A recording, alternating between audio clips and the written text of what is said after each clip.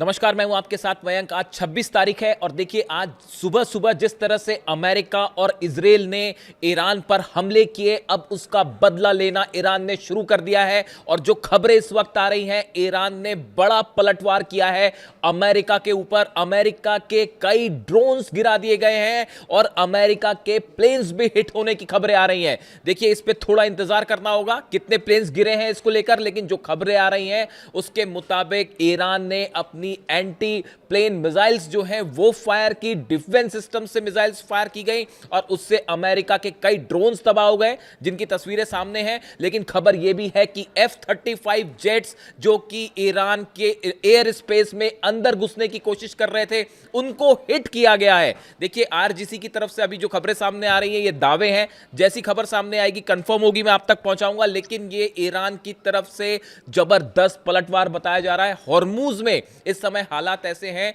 देखिए जो दावा हो रहा है ईरान की तरफ से कि अमेरिका के कई प्लेन्स ने, फाइटर जेट्स में, जिसमें F-18 शामिल थे, F-35 शामिल थे, उन्होंने टेक ऑफ किया अब्राहम लिंकन से, एयरक्राफ्ट कैरियर से, और वो ईरान के एयर स्पेस के अंदर घुसने की कोशिश कर रहे थे। इसी दौरान ईरान की तरफ से जबरदस्त मिसाइल्स हमले किए गए, पलटवार किया गया, जिसके चलते कई ड्रोन्स गिरे हैं, प्लेन्स भी हिट होने की खबरें हैं और बाकी के जो काफिला लेके घुस रहा था अमेरिका, वो वापस लौट पड़ा है, उसे पीछे हटना पड़ा है। इतनी ही खबर नहीं है, खबर यह भी है कई एंटी शिप मिसाइल्स फायर की गई है, अबू मेहदी मिसाइल्स फायर की गई हैं और अमेरिका के कई जहाज जो कि फारस की खाड़ी के आसपास थे, उन्हें पीछे हटाना शुरू कर दिया है अमेरिका ने, क्योंकि ईरान की मिसाइल सीधा हिट कर सकती हैं अमेरिकन वॉरशिप्स को। जो इस वक्त की खबरें हैं, देखिए अमेरिका के प्लेन्स जो आ रहे थे वो वापस भागने को मजबूर हुए, इस तरह की खबरें हैं। इसके अलावा जो आज सुबह जो हमले हुए, उन हमलों को लेकर एक बड़ा अपडेट है। देखिए, आपने खबरें सब तरफ देखी होंगी, कई आइलैंड्स पर हमले हुए हैं। लारक, मैंने 5 आइलैंड्स आपको बताए थे, लारक पे हमले हुए हैं, खार्ग आइलैंड पर हमले हुए, केशम आइलैंड्स पर धमाके की खबरें हैं। लेकिन इसके साथ एक बड़ी खबर अब यह भी आ रही है कि ईरान के 2 न्यूक्लियर साइट्स के पास भी धमाके की खबरें हैं। अभी इसके बारे में और डिटेल आएगा, मैं आप तक पहुंचाऊंगा। खबर यह है ईरान के 2 न्यूक्लियर साइट्स पर धमाके की खबरें हैं, उन्हें निशाना बनाने की कोशिश की गई है और ये हमले इजराइल की तरफ से किए गए। देखिए, अभी सुबह जो जानकारी आई थी, जो सेंटकॉम ने जानकारी दी थी कि हमने अपनी डिफेंस में स्ट्राइक की है, मामला ऐसा नहीं है, ये बड़ी स्ट्राइक थी, इसको डाउन प्ले करने की कोशिश की गई, लेकिन हमला बड़ा था। इजराइल के जेट्स भी इसमें शामिल थे, अमेरिका के जेट्स इसमें शामिल थे। अब्बास अराक्ची साहब ने एक प्रेस कॉन्फ्रेंस की आपसे थोड़ी देर पहले और उन्होंने डिटेल में इसकी जानकारी दी है कि कहां-कहां हमले किए गए। उन्होंने कहा हम आकलन कर रहे हैं कहां कितना नुकसान हुआ है। लारक द्वीप पर सबसे ज्यादा नुकसान की खबर है। अब उसके बाद ईरान की तरफ से बड़े ऐलान हुए हैं। पहला, इस समय जब मैं आपसे बात कर रहा हूं, हॉर्मूज में अच्छी खासी भिड़न जारी है, दोनों तरफ से हमले इस वक्त भी जारी हैं और ईरान ने बड़ा मिसाइल लॉन्च किया है हॉर्मूज के आसपास, अमेरिकन जहाजों पर, अमेरिकन एयरक्राफ्ट पर। अब देखिए, इसके अलावा जो खबरें हैं, ईरान की तरफ से 2 बड़े एक्शन हुए हैं। पहला तो ईरान के सुप्रीम लीडर मुस्तफा खामनेई का बयान सामने आया है। उन्होंने ये बात साफ कर दी है, उन्होंने कहा है कि जिस तरह से ईरान पर हमले किए गए, इसका बदला लिया जाएगा। उन्होंने इजराइल को कैंसर बताया। उन्होंने ये कहा जैसे कैंसर का ट्यूमर होता है, उस तरह से इजराइल है और इजराइल को नक्शे से मिटा दिया जाएगा, इजराइल को खत्म कर दिया जाएगा। इस तरह की बात, इस तरह का संदेश मुस्तफा खामनेई साहब की तरफ से आया है। जिस तरह से हमले हुए उसके बाद, यानी अब यह तय माना जा रहा है कि ईरान इजराइल पर एक बड़ा अटैक करेगा। और देखिए, अगले चंद घंटे बहुत बड़ा डेवलपमेंट हो सकता है और शायद हम वैसी जंग फिर से देखें जो 40 दिन की जंग थी। इसके अलावा देखिए, बड़ी खबर यह है, ईरान के विदेश मंत्री अब्बास अराक्ची साहब रूस जा रहे हैं। अब से थोड़ी देर में वो रूस के लिए रवाना हो जाएंगे, उनकी पुतिन से मुलाकात होने जा रही है। देखिए, हालात यहां पर तेजी से बदल गए हैं, बिगड़ गए हैं। यूक्रेन और रूस के बीच में बड़ी जंग छिड़ चुकी है। जिस तरह से हमले कर रहे हैं पुतिन, देखिए पुतिन ने 5 न्यूक्लियर मिसाइल्स दागी हैं पिछले 48 घंटे के अंदर यूक्रेन पर। अब मामला बिगड़ता दिख रहा है। और उसके अलावा लावरोव की बात हुई है मार्को रूबियो से, अमेरिका के विदेश मंत्री से, और लावरोव ने, रूस के विदेश मंत्री ने यह बात साफ कर दी है कि जब तक अब यूक्रेन को हम घुटने पर नहीं ले आएंगे, तब तक ये हमले नहीं रोके जाएंगे। जिस तरह से लुहांस्क पर हमला हुआ, कॉलेज के ऊपर एक डॉर्मेटरी पर हमला हुआ जहां पर स्टूडेंट थे, जिसमें कई सारे स्टूडेंट मारे गए। ये वैसा ही हमला था जैसे मिनाब में स्टूडेंट्स के ऊपर 168 बच्चियों के ऊपर हमला हुआ था, बिल्कुल वैसे ही हमला लुहांस का था, जिसके बाद पुतिन बेहद गुस्से में है। 5 न्यूक्लियर मिसाइल्स फायर की गई हैं, 5 तरह की न्यूक्लियर मिसाइल्स, 5 तरह की न्यूक्लियर मिसाइल्स, जिसमें ऑर्शनिक भी शामिल है, कैलिबर भी शामिल है। इन सबको फायर किया गया है यूक्रेन पर, और बिल्कुल वैसे ही जंगी हालात अब देखने को मिल रहे हैं ईरान और अमेरिका के बीच में। देखिए, मैं फिर से इस बात को रिपीट करूंगा, पूरी दुनिया में जितने पत्रकार हैं, जितने न्यूज़ चैनल्स हैं, जितने पॉडकास्ट चल रहे हैं, सबका स्टैंड ये था कि ईद के पहले हमला नहीं होगा, हज के बीच में हमला नहीं होगा। आप मेरा वीडियो उठा के देखिए, मैंने दावा किया था आपको कि हज के बीच में ही हमला होगा, ईद से पहले हमला होगा। और देखिए, ये खबर एक बार फिर सच साबित हुई।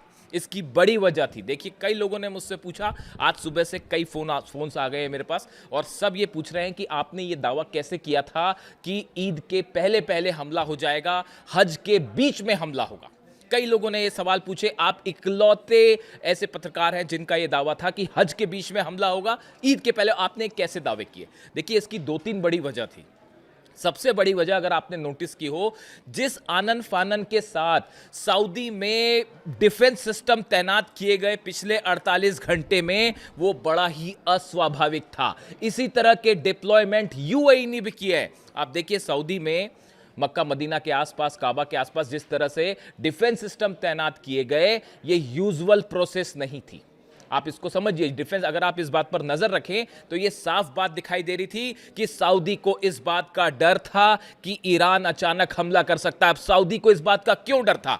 क्या सऊदी इस बात को जानता था? क्या मोहम्मद बिन सलमान इस बात को जानते थे कि अमेरिका और नेतन्याहू एक बार फिर स्ट्राइक करने जा रहे हैं 48 घंटे के अंदर? क्या यही वजह थी उस जल्दबाजी की जो डिफेंस सिस्टम तैनात किए गए, आनन फानन में इजराइल से सिस्टम मंगवाए गए? एक पॉइंट। दूसरा पॉइंट आप देखिए, अब्राहम लिंकन एयरक्राफ्ट कैरियर पर पिछले 48 घंटे के दौरान बड़े डेवलपमेंट्स हुए। F-35 जेट्स ने टेक ऑफ किया, F-18 जेट्स ने टेक ऑफ किया। अमेरिका की तरफ से जब भी कोई बड़ी एयर स्ट्राइक होती है, उसके ठीक पहले अमेरिका की एयरफोर्स एक मिनी एक्सरसाइज करती है, जो कि शुरू हो चुकी थी। दूसरी बड़ी वजह। तीसरी बड़ी वजह, इजराइल से कई रिफ्यूलिंग जेट्स ने टेक ऑफ किया बेन गुरियन एयरपोर्ट से। 4 से 5 रिफ्यूलिंग जेट्स ने टेक ऑफ किया, जो हॉर्मूज के ऊपर गए। आप सोचिए, अगर रिफ्यूलिंग जेट्स टेक ऑफ करते हैं बेन गुरियन एयरपोर्ट से, वो हॉर्मूज के ऊपर क्यों गए? ऑब्वियस सी बात है कि हॉर्मूज के आसपास कोई हमला होने वाला है। वो वहां पर भाई घूमने तो गए नहीं होंगे, पिकनिक मनाने तो गए नहीं थे वहां पे। वो F-35 F-18 जेट्स जो कि इन्वॉल्व थे, इनकी रिफ्यूलिंग के लिए गए थे कि एयरमैन की रिफ्यूलिंग की जरूरत पड़ सकती है, या अब्राहम लिंकन पर जो एयरक्राफ्ट है अमेरिका के, उनको ऑयल सप्लाई करने के लिए मूवमेंट हुआ था। इसीलिए ये बात साफ थी कि पहले ही हमला करेगा। और चौथी बड़ी वजह, देखिए, अमेरिका जब भी अटैक करता है, उसकी खास बात यह होती है कि वो एकदम से अटैक करेगा। मतलब आप ये सोचेंगे, या तो ये कहा जाएगा अभी बातचीत हो रही है और उसके बीच में हमला हो जाएगा। इसीलिए शायद ये सोचा अमेरिका ने कि सब ये मान के चल रहे हैं कि भाई अभी हज चल रहा है, ईद होने वाली है, इसलिए हमला नहीं होगा। सरप्राइज करने की कोशिश की गई ईरान को, और बीच में हमला कर दिया गया। ये वैसा ही था जैसे अली खामेनी साहब पर हमला हुआ। इसीलिए आपको कहते हैं कि जो पुराने ट्रेंड्स हैं उससे सीखना पड़ेगा, आपको समझना पड़ेगा। पिछली बार जब हमला हुआ था, और जिस तरह से हमले हुए अली खामेनी साहब में, रमजान के बीच पे हमला किया गया। इसीलिए इस बार देखिए हज के बीच में हमला किया गया। इस ट्रेंड को समझिए आप। इसीलिए मैंने दावा किया था कि ये हमले हज के बीच में हो जाएंगे और फिर से एक बार जंग हो सकती है, और अब वही हालात सामने खड़े हुए हैं। एक बार फिर धोखा हुआ। बड़े सारे लोग मुझसे पूछ रहे थे कि भाई आप डील के पक्ष में क्यों ना हो, किससे डील की जाए और क्या डील की जाए, उनसे जो हमले कर रहे हैं कैसे डील हो सकती है। बड़े बड़े तमाम दावे हुए, कितने लोग जो है वो खबरें चली कि अब ये डील हो गई है, वो डील हो गई है, ईरान यूरेनियम दे देगा। सब बेसलेस और फर्जी खबरें थी जो फैलाई गई थी पब्लिसिटी स्टंट के लिए। हमने डंके की चोट पे बात कही थी कि डील नहीं होगी, ईरान यूरेनियम देने का कोई सवाल ही नहीं है, और देखिए ये खबर भी साबित हुई। याद रखिएगा इस बात को। जितने दावे हमारे हो रहे हैं, बड़ी रिस्पॉन्सिबिलिटी के साथ मैंने दावे किए, और सब के सब सच साबित हो रहे हैं। आप उठा के देख लीजिए, क्या किसी और शख्स ने यह बात कही थी कि हज के दौरान हमला होगा या ईद के पहले हमला होगा? सिर्फ हमने कहा और यह खबर साबित हुई सच। और आप और देखिए, ईरान की तरफ से बहुत बड़े पलटवार की तैयारी कर ली गई है। और जो मुस्तबा खामनेई साहब का जो संदेश आया है, हम इजराइल को मिटा देंगे, ये एक संदेश है इस बात का, ये इशारा है इस बात का कि इजराइल के ऊपर बहुत बड़ा हमला होने जा रहा है। देखिए ये हमले क्यों हुए, इसकी कई वजह भी सामने है। सबसे बड़ी वजह है तो ईरान जो है अपेरेंटली कि भाई ईरान अपना यूरेनियम देने को तैयार नहीं है। ये बात साफ बता दी गई है अमेरिका को। जितने 5 देश अरब देशों के निगोशिएट करना चाह रहे थे, पाकिस्तान के नेता वहां पे थे, आर्मी जनरल वहां पे थे, इन सबको साफ साफ बता दिया गया था ईरान अपना यूरेनियम नहीं देगा, हम न्यूक्लियर मुद्दे पर कोई बात नहीं करेंगे। तमाम दावे हो रहे थे यूरेनियम यहां चला जाएगा, यूरेनियम वहां चला जाएगा, सब फर्जी खबरें थी, फैलाई गई थी।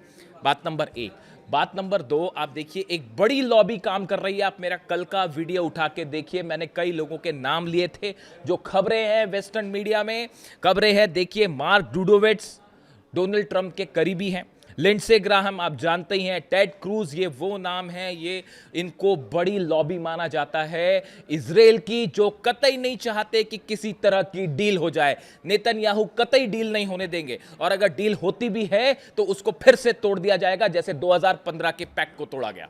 इसीलिए ईरान विश्वास करने को तैयार नहीं है, इसीलिए मुस्तफा खामेनी कह रहे हैं कि हम विश्वास नहीं करेंगे। और अब हालात ये है, देखिए बड़ी इस समय ईरान खास तौर पर हॉर्मुज में, चूंकि हमले आइलैंड्स पर हुए इसलिए अभी पूरा फोकस जो है हॉर्मुज में, और हॉर्मुज में इसको जंग कहते हैं, सीधी सीधी जंग छिड़ी हुई है। लेकिन अगले चंद घंटों में ईरान की तरफ से बड़ा मिसाइल अटैक हो सकता है। और देखिए अब्बास अरागची साहब तुरंत पुतिन से मिलने भी जा रहे हैं, हो सकता है कि इस मुलाकात के बाद एक्शन देखने को मिले। लेकिन फिलहाल ईरान की तरफ से हॉर्मुज में कई मिसाइल्स फायर की गई हैं, और उसमें अभी कितना नुकसान है अमेरिका को, ये थोड़े वक्त पर सामने देखने को मिलेगा।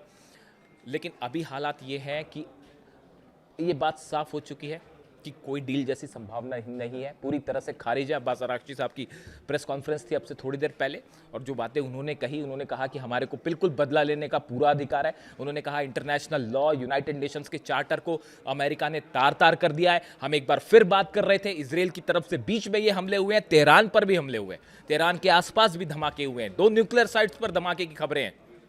इसका बदला लेने का हमको पूरा अधिकार है। और अब देखना यह है अगले चंद घंटे में ईरान की तरफ से क्या रिप्लाई देखने को मिलता है। जो भी अपडेट होगा मैं फौरन आप तक लाने की कोशिश करूंगा।